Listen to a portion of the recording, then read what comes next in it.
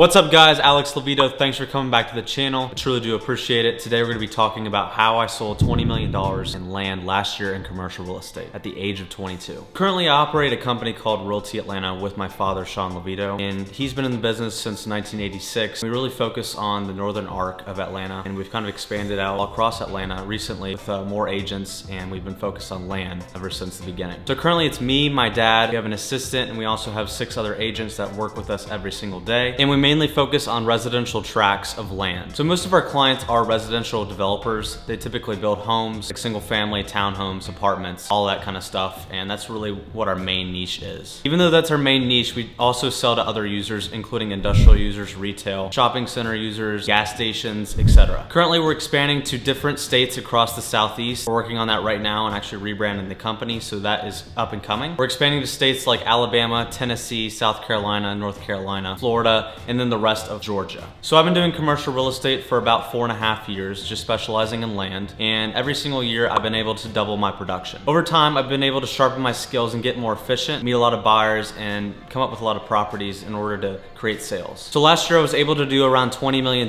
in land sales, no buildings at all, and this year I'm on track to do around $50 million in sales. I'm currently working on around $100 million in deals right now, just in land transactions, and that's in between offers, between negotiation of contracts and under contracts, all combined. So you're probably wondering how I got to a point of last year going to $20 million in sales. It all kind of starts with the beginning with my great-grandfather.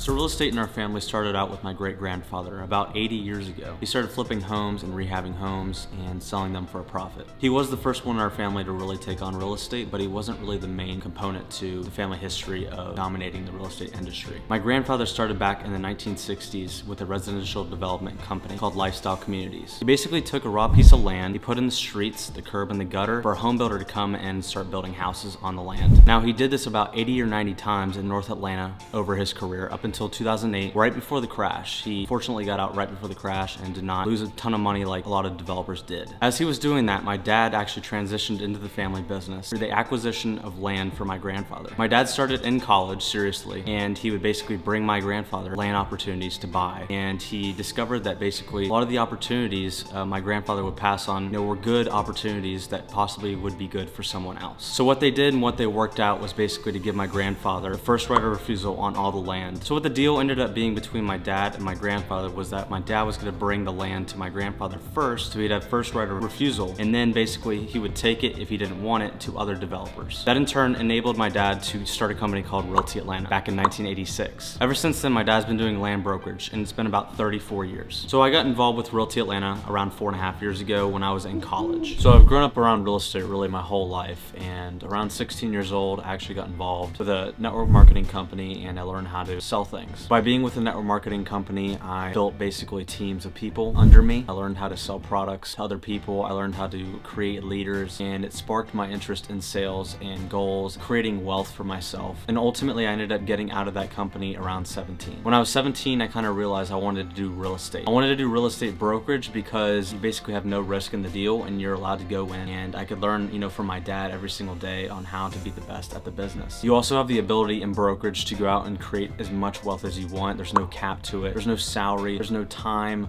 where you have to come into the office and you're forced to come in the office, and that's what I love about real estate. So at 17, I decided to pursue real estate brokerage full time. I started to take the real estate course, which was a 75-hour pre-license course. You have a state test and you have a post-license test of 25 hours. The pre-license honestly took me 6 tries to get past it. The course only allows you to have 2 attempts of the test per course, so I literally had to take the course over 3 times. It was very, very frustrating to say the least, and it made me really study my butt off to get to where I needed to be. So eventually I passed the pre-licensing course and I got to go to the state test. I've never studied so hard for a test ever in my life. So the state test I ended up taking 4 times. I literally got a 72, a 74, a 74, and then I passed the test. You literally need a 75, so it was extremely frustrating to see getting a 74, then another 74 in a row. So after 10 tries, I eventually passed the state test, and I was a licensed real estate agent. So when I passed the test, I was 18 years old, and I was going into college. I ended up going to college 1 year, and I tried to do real estate, brokerage, and school at the same time. In college, I wasn't around my dad every single day to mentor me. It ended up taking me a lot longer than probably the normal person would take to get into the process, because I was in college also doing that as well. So I was given the general training of the company and kind of what we do, but I couldn't really connect the dots as quick as some other people. Land is a very specific niche, and you have to be around the right people in order to learn it. So at the very tail end of the first year, I was able to sell 3 properties. The 3 properties were a building, some lots out in the middle of nowhere, and some lots nearby to where I lived. I ended up selling around $1.5 million that year in real estate, which equated to around $30,000 in gross commissions. So then at that point, I saw I could start making money. I became more confident, and I decided to drop out of college because I wanted to pursue real estate full time. Now you might say that's pretty risky because I was only making close to $30,000 that year, and that was before my split with the company. I just decided that that is exactly what I wanted to do, and I didn't need a degree to pursue real estate. So I eventually convinced my parents to let me drop out of college and do this full time. So after I dropped out of college, I ended up moving back in with my parents. In the second year of my career, I ended up working in the office. I ended up going into the office every single day, which is about 10 minutes away from my parents' house. I was closely mentored by my dad every single day in the office, and I ended up selling around $3 million